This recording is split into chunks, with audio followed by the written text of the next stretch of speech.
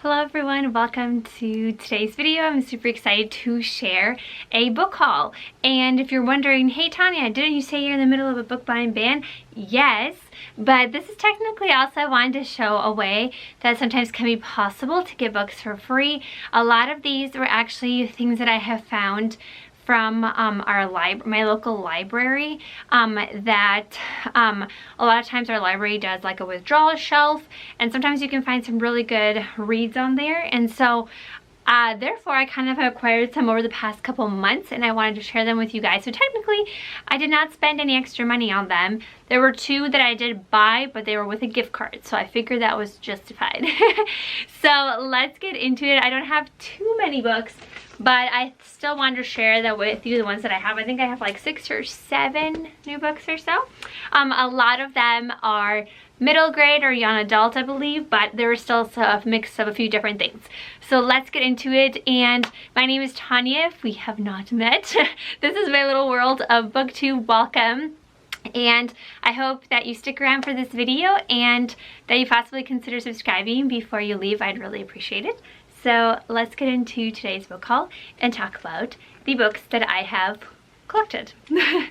So the first book that I want to talk about is called While I Was Away, and I believe this one is middle grade. It says ages 8 to 12, which I've kind of been trying to get more into middle grade as well, and also just sharing some middle grade books with some of the teenagers and younger kids in my life. So that's been kind of fun too. If you don't know, I'm also a teacher, so I just always love having different like recommendations of different level books. So yeah, but this book talks about, I think it's a Waka, I'm not sure if that's correct, but it talks about, which I'm wondering because it's also by Waka Brown, so I'm wondering if this is based on her life, on the author's life.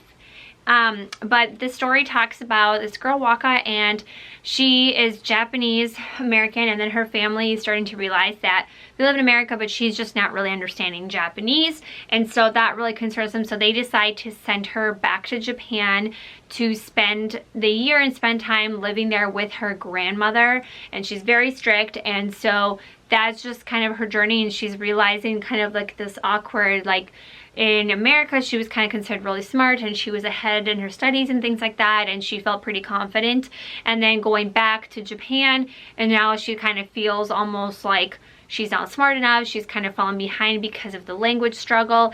And I just always love anything with immigrant stories as well. If you don't know, I am an immigrant myself, and I can kind of like, when I like reading these, it kind of relate to that in some ways, because I remember when I came here to America when I was almost 7, and so I came with 0 English. So at first it was like, oh, you're an immigrant, and I just stood out a lot at my school. And then eventually when I learned English, like I felt pretty confident, I kind of excelled in my studies. But then like when we would go visit Ukraine, it was weird because you didn't seem to fit anywhere. Like there, they knew you were from America, and they would say like I was like learning cultural American things, so I seemed different to the people there. But then when you're here as an immigrant, then you're not like fully American all the time either. And so I just always find that concept interesting because again, I can relate to that. It's just interesting to see it, how it is and for other people. And so I'm just kind of curious to see and just read a story about that as well. And yeah, so there's this one. This next one, and also the topic of immigration, that's kind of why I picked up some of these books. They just seemed really interesting to me as well when I saw them on the shelf. This one is called The Boy at the Back of the Class. I believe this one is also middle grade, and this talks about this boy named Amit, and he is a recent Syrian refugee, and he comes and he's not really talking a lot in his class or, you know, participating, and he just so this class comes up with this plan that they're trying to, it's called the greatest idea in the world, and their plan is to reunite Amit with his loved ones, his family. And so it just seemed like an interesting, again, anything with immigration, just also the concept or talking about the Syrian refugee crisis and things that have been going on. Like I mentioned, I'm a teacher right now. I'm working with adults, and we have had a lot of Syrian refugees at our location. I work with ESL adults, so it's been interesting to see and just hear about the stories and what they're currently going through. And again, I just think it's also there's something about when you combine the topics of immigration or like serious topics that obviously affect all different ages, but when you read it from the perspective of like a middle grade or a young adult book, that I seem to enjoy, I have in previous books. So I kind of want to see how this one is done, but I have a feeling that I'll really like it. This next one, again, I have never heard anything about it. It's called Joplin Wishing, and it is by something Stanley. I don't know the author. Diane Stanley. Looks like this, sorry, the glare. And the whole concept, I guess the idea of this just seemed really interesting and it's different. I think this one is this also middle grade or young adult? It might be middle grade. But it talks about, I guess I'll read a little bit to you, but it talks about Joplin, and she has a famous grandfather. I think he's a painter, no, something, but oh, he's a literary superstar. Then at the height of his fame, he dropped out of sight, became a recluse, and never published anything again. Something bad must have happened, but Joplin's mother is silent on the subject, as are a lot of family secrets. When he dies, Joplin's world is suddenly turned upside down. Paparazzi camp outside Joplin's apartment, and there's horrible stories coming out about her grandfather on the internet, and then her mom goes into a depression, and then she finds this mysterious cookie tin in her grandfather's bedroom filled with an antique Dutch platter. And so, I don't know, it seems like maybe there's like some fantasy involved, because it also talks about, I don't know, like there's this, like she meets an impossible like friend, and I don't know if that's like some elements of fantasy or not, but the whole idea just kind of seemed interesting and different. And kind of maybe there's like something, because it talks about secrets, like maybe there was something between like past timeline and now, because I'm kind of seeing like maybe it's somewhere, I don't know, like something with Dutch history and then currently where she is now, like I don't know. So I'm curious to find out what exactly it all is. Then this next one, I think this next couple are young adult. This one for one, I was just so excited because you guys, this cover is beautiful and all parts of the book are just like beautiful, like even the inside. I'll show you.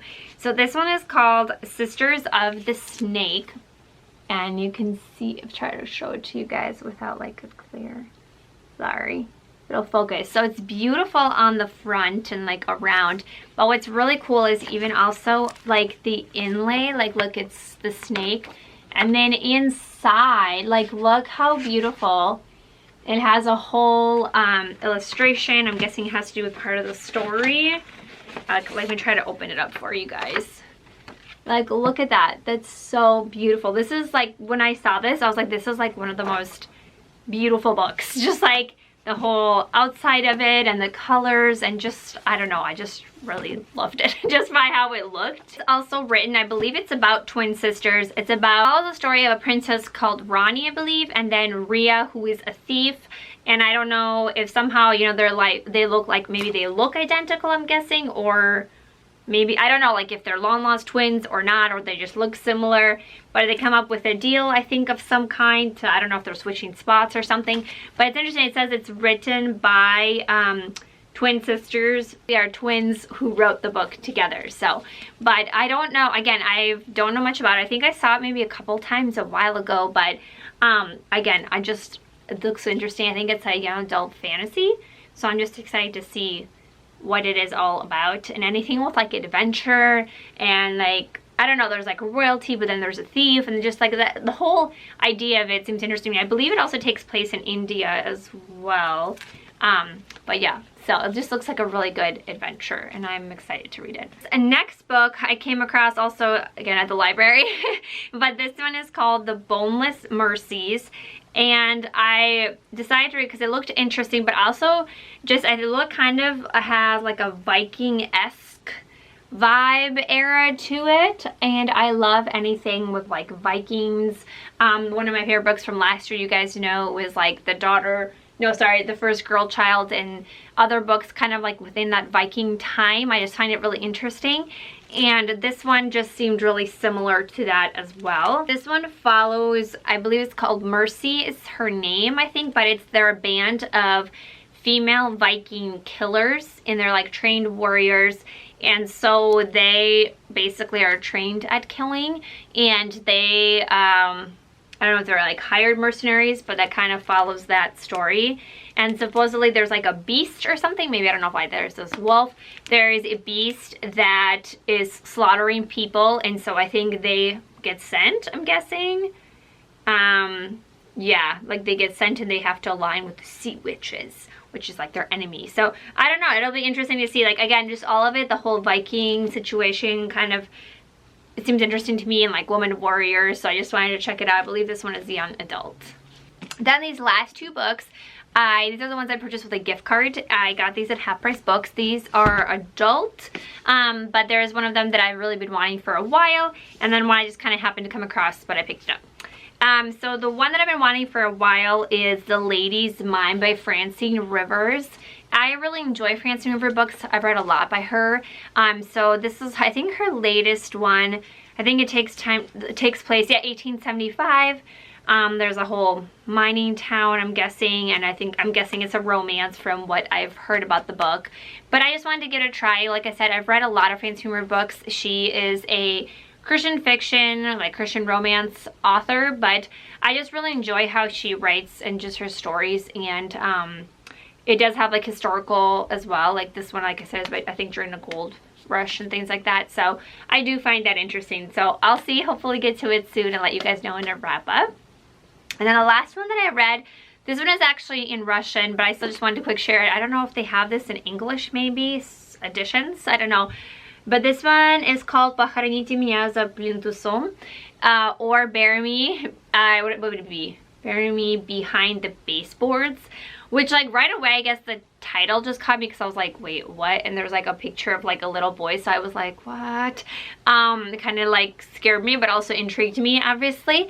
And I think I was reading on the back too, like it's considered kind of like a big literary explosion, like it was like really popular. I think this was published in the early 2000s maybe, but it's based, I believe, on a true story during the Soviet Union times. And from just even what I've read, I've only read like one chapter. It is difficult to read. It does definitely have like a lot of child abuse. It kind of all made me think of like A Child Called It, if you guys ever read that. Like, it's difficult, but like, so I don't know, I just wanted to read it because, again, it just seemed interesting, and just because also a lot of the reviews about it, like, it's one of those books where it's like, I don't think it's like a fun read, but I think it's important, and it tells, like, I don't know, I just, you know, wanted to see what the story is like. So definitely not like a light read, but again, it's not super long, and I just wanted to know what, you know, what it is. And so that is the last one that I picked up. But yeah, so that is everything. Thank you guys so much for watching this video, and I will see you in the next one. Bye, everyone.